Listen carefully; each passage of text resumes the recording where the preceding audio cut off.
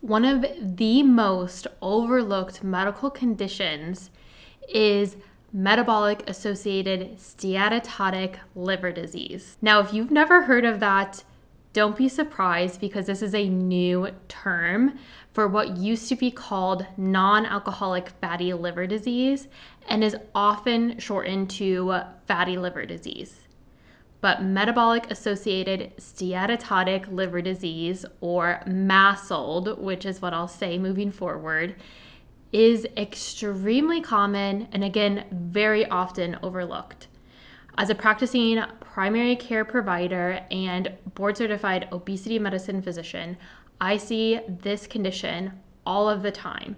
And many times it has gone undiagnosed by other providers, or patients know they have the medical condition, they have MASLD, but they don't understand what it is or what its implications may be long term. So today we're going to talk about this very important medical condition so you know if you need to be screened for it, what to look for if you do have this diagnosis, and how you can treat it and even reverse it to prevent complications. So to start with the definition, MASLD is an kind of an umbrella term for multiple conditions and a spectrum of a disease, really. So it starts with the fatty infiltration, or we call it the steatosis of the liver. And it just has to be 5% that is seen on imaging. So this often occurs if somebody gets imaging for another reason. If somebody's having belly pain and they get an ultrasound or a CT or an MRI, if that image incidentally sees fatty liver and that's noted in the documentation, then that's enough for the diagnosis of MASLD because it has at least 5% of the liver is that fatty tissue. So this is sometimes how it's diagnosed, just incidentally on imaging, and it can be easily overlooked especially when you're looking for something else, especially if you went to the emergency room for this imaging. They're ruling out the acute, urgent, bad things. And MASLD is a chronic condition that they often leave for the primary care provider to manage. And they're very busy and may not be able to see that full report. So it's good to know you have access to your lab. So take a look at that imaging. And if you see a note of fatty liver, definitely bring that up with your doctor. So that's the beginning of that spectrum of disease, the fatty liver disease or the steatosis. Then we see inflammation and fibrosis, the scarring of the liver. After chronic inflammation, it can lead to that scarring, which at this time in the middle of the disease course, it's reversible. And this is when we really need to pay attention and intervene before we get to the later stages, which is cirrhosis, and is almost always irreversible at that time, and can also lead to other complications like a liver cancer can develop in patients who have cirrhosis and MASLD. Not everybody who has that initial fatty liver noted on imaging is going to progress to develop to cirrhosis. It's about 4% of patients.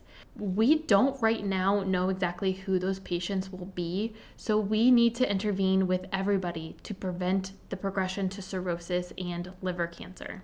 Another way this is diagnosed is with routine labs. And this is what I also commonly see overlooked. If somebody has a slightly elevated liver enzyme, the ALT enzyme is typically what we're looking for MASLD. And sometimes even if it's in the normal range, you can still have MASLD. But I sometimes see patients have a little bit elevated enzyme and they're told, oh, don't worry about it. We'll watch it over time, repeat next year. But if this is something, again, we need to intervene on as soon as possible. So if you're looking at your labs and you see alanine aminotransferase, ALT, for men above 29, or for women above 19, you should ask your doctor if they think you may have MASLD or fatty liver disease, and if there is additional testing that should be done. The other liver enzyme, the aspartate aminotransferase, AST, is typically not as elevated in MASLD, and it's usually lower relatively than the ALT. AST is more sensitive for alcohol use. So if somebody has alcohol use disorder and it's affecting their liver, we usually see the AST number higher than the ALT number, but both can be elevated in either condition. So these are called liver function tests, but they're not really looking at how the liver is functioning. They're actually a measure of inflammation in the liver. So if the liver is inflamed, then it's going to leak these enzymes. One way we look at actual liver function is how well it is filtering platelets. And if we are seeing low platelets in your blood cell counts, then that tells us that there is possibly liver dysfunction, especially for seeing abnormal liver enzymes along with that. So if you're seeing low platelets, that's another reason to talk to your doctor about your liver function and see if you need additional testing. And oftentimes the first step is repeating these labs. I usually repeat in 1 to 3 months just to make sure that they are accurate.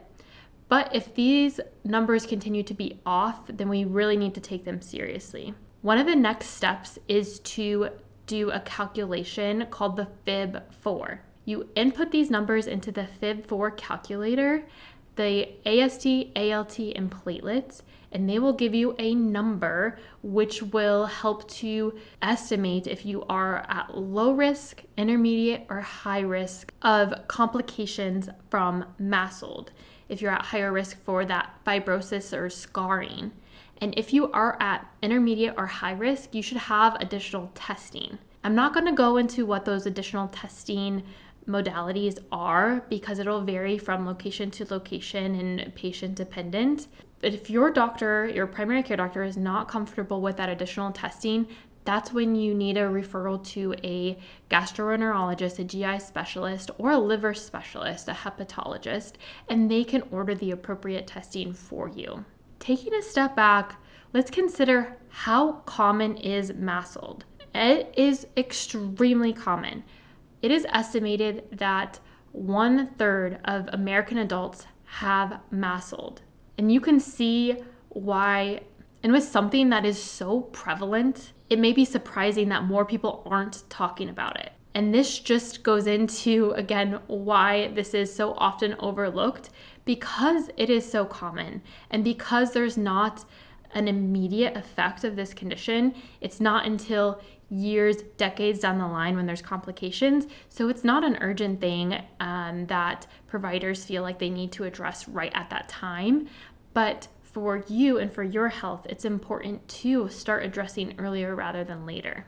So 1/3 of American adults have MASLD, but 1/2 to 2/3 of patients with type 2 diabetes have MASLD. And an estimated 1/6 of American adults with type 2 diabetes have liver fibrosis. And fibrosis and cirrhosis from MASLD is now the leading cause of liver failure and why adults need a liver transplant. It has surpassed alcohol-induced liver disease. That is how common and how significant this condition is. So we've talked about what is MASLD, what's the spectrum of disease, how common it is, how to diagnose it, how do we treat it. Luckily, we have some options at this time. I think that this is why sometimes this condition was ignored or continues to be ignored by some primary care doctors, is because historically we did not have great treatments for this condition or any treatments at all other than advising weight loss. And now we have our GLP-1 medications, which have been proven to be extremely promising in the treatment of MASLD.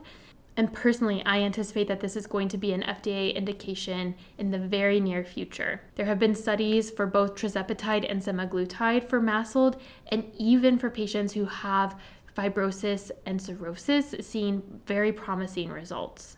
Metabolic and bariatric surgery can also be extremely effective for the treatment and reversal of MASLD.